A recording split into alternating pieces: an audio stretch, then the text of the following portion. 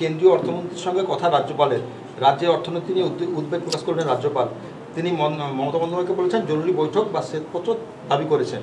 তাহলে কি রাজ্যের অর্থনীতি যে কথাটা 2021 সাল থেকে বিরোধী দলনেতা বা আমরা বলে আসছি বিধানসভার ভিতরে বাইরে, এই একই কথা রাজ্যের সাংবিধানিক প্রধান বললেন এতদিন পরে, আমি ওয়েলকাম করছি।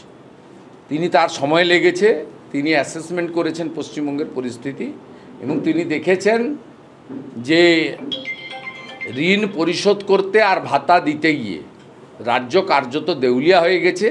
স্বাস্থ্য পরিষেবা ভেঙে পড়েছে, ইরিগেশন বাঁধগুলো ভেঙে পড়েছে, পরিকাঠামোগত উন্নয়ন জিরো, কোনো রাস্তাঘাট কোথাও হচ্ছে না, লোডশেডিং আবার ফিরে এসেছে এবং রাজ্য সরকার ঘুরিয়ে স্ট্যাম্প ডিউটি থেকে ইলেকট্রিকের ট্যারিফ সব জায়গায় বৃদ্ধি করে টাকা তোলার ব্যবস্থা করছে।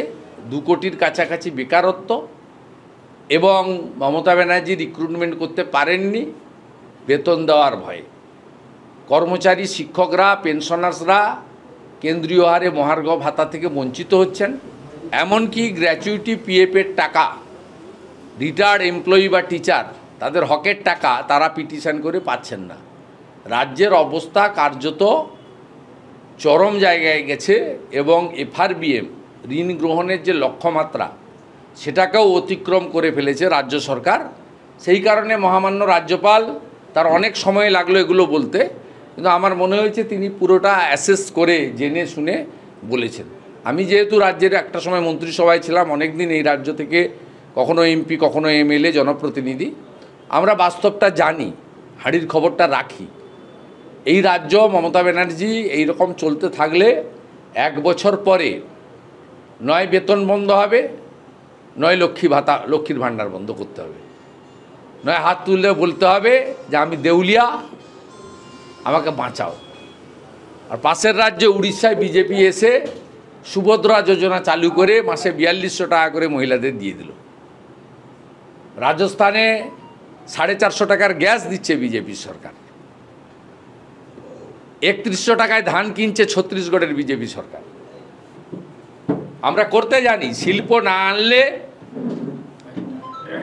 রাজ্যের আয় কখনো বাড়বে না এবং রাজ্য কখনো বেকার মুক্ত হবে না, রাজস্ব রোজগার বাড়বে না। শিল্প এলেই ট্যাক্স এবং অন্যান্য কর বৃদ্ধি আসবে এবং রাজ্যের ইকোনমিক্যাল ফ্লোটা অনেক বেশি বাড়বে। আর কেন্দ্রীয়র সঙ্গে এত ঝগড়া করার দরকার কি? আয়ুষ্মান ভারতের কার্ড চালু করে দেন, 5 লাখ টাকায় 3 লাখ টাকা কেন্দ্র দেয়, 2 লাখ টাকা রাজ্য দেয়, আপনার কয়েক হাজার কোটি টাকা সেভ হয়ে যাবে। বাংলা ফসল বীমা যোজনা কেন করে রেখেন? বাজাজ কোম্পানিকে দিয়ে রেখেছেন, কোনো কৃষক ক্ষতিপূরণ পায় না। আপনি প্রধানমন্ত্রী ফসল বীমা যোজনা চালু করে দেন, 60% টাকা কেন্দ্র দেয়, 40% টাকা রাজ্য দেয়। আপনি বেটি পড়াও বেটি বাঁচাও যোজনাতে চলে যান, আপনার কন্যাশ্রীর টাকা ওখান থেকে চলে আসবে। গায়ের জোরে নিজের ইগো এবং অহংকারকে স্যাটিসফাইড করার জন্য রাজ্যের মানুষকে কষ্ট দিচ্ছেন। আজকে এই যে সমবায় সমিতিতে যারা জিতেছে, এই সমবায় সমিতি চালায় অ্যাপেক্স ব্যাংক, হচ্ছে তমলুক, ঘাটাল, সেন্ট্রাল কোঅপারেটিভ। আমি কোঅপারেটিভ মুভমেন্টের লোক।